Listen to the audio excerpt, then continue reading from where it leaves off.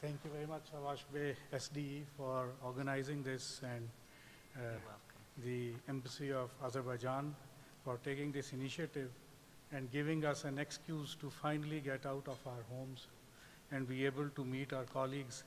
And there are a number of new faces in the diplomatic corps, and I would like to welcome all those who have not yet I had a chance to meet, and who unfortunately on account of this crisis have also not had an opportunity to interact with those who are already in Ankara.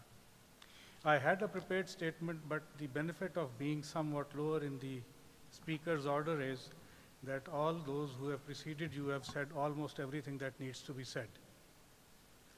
But since I am here, and since you are a captive audience, I will avail this opportunity to share my thoughts with you, as I would say that perhaps on a lighter note, that you are all entitled to my opinion on COVID-19.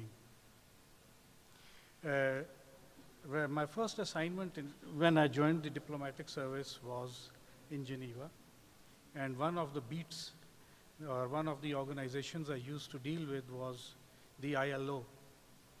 And there's a very enlightening and very impressive document where that is an annex to the ILO Constitution, the Philadelphia Declaration. And there's a very nice line in that. It says that poverty anywhere is a threat to prosperity everywhere. And this line leads itself to any number of extrapolations. Oppression anywhere is a threat to liberty or freedom everywhere. Inequality anywhere is a threat to equality everywhere. The instability anywhere is a threat to peace and stability everywhere. And while the validity of that line has never been questioned, the extrapolations and that particular principle from which they have been drawn become all too evident in moments of international crisis and challenges like the one we are right now confronting. Some things are established. The previous speakers have also clearly said that and are uncontestable.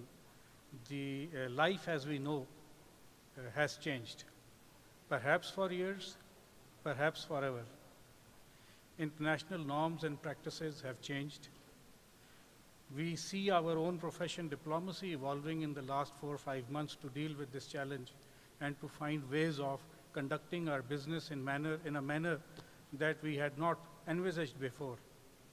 Among all the professions, perhaps diplomacy is the one that depends most on face-to-face interaction, on conferences, seminars, workshops, of small meetings in side rooms, and yet these are the very things that are now under challenge because of this epidemic.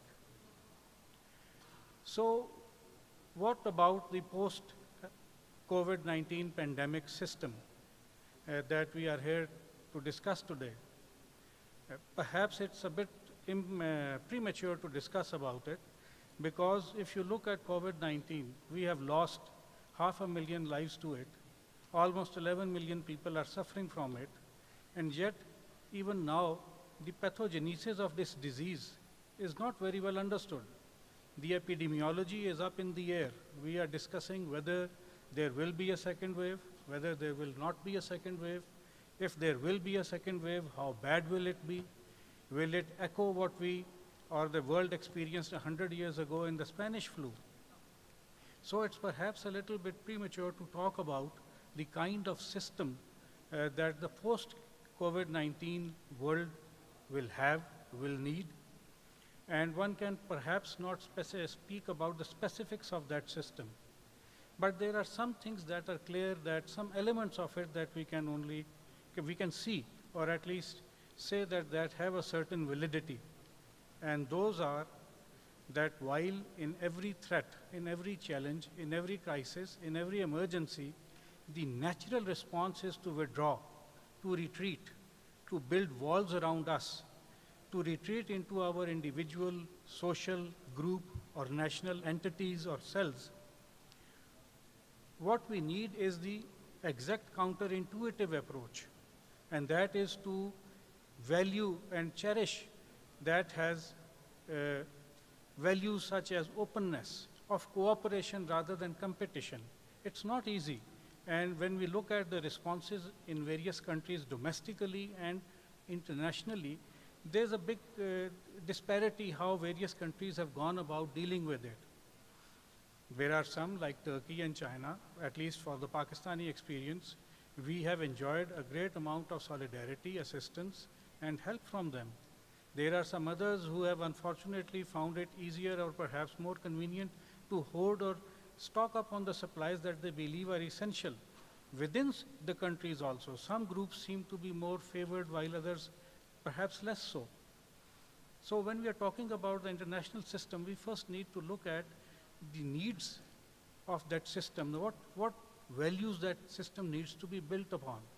And for whatever little it is worth, my view is that we need to work very hard and diligently to be open, to share whatever little we have, because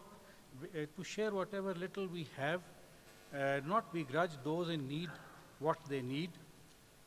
If there are people who are vulnerable, to focus more on them.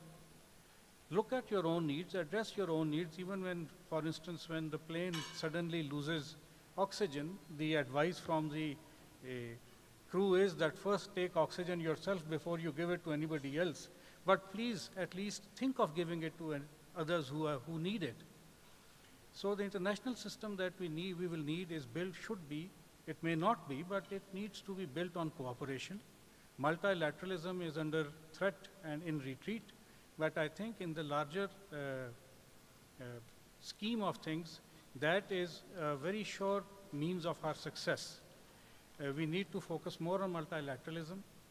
We need to focus more on those who are the most vulnerable, for instance, people under occupation, because they bear a double burden of the disease. There is the disease itself, and there is the apathy or the antipathy of the occupying power, which treats the disease as a further opportunity to make the life of the occupied worse and to break their will. So the world will have to focus on justice, fair play, dispute resolution, conflict resolution. At the same time, the world will also need a mechanism that no nation, as we say that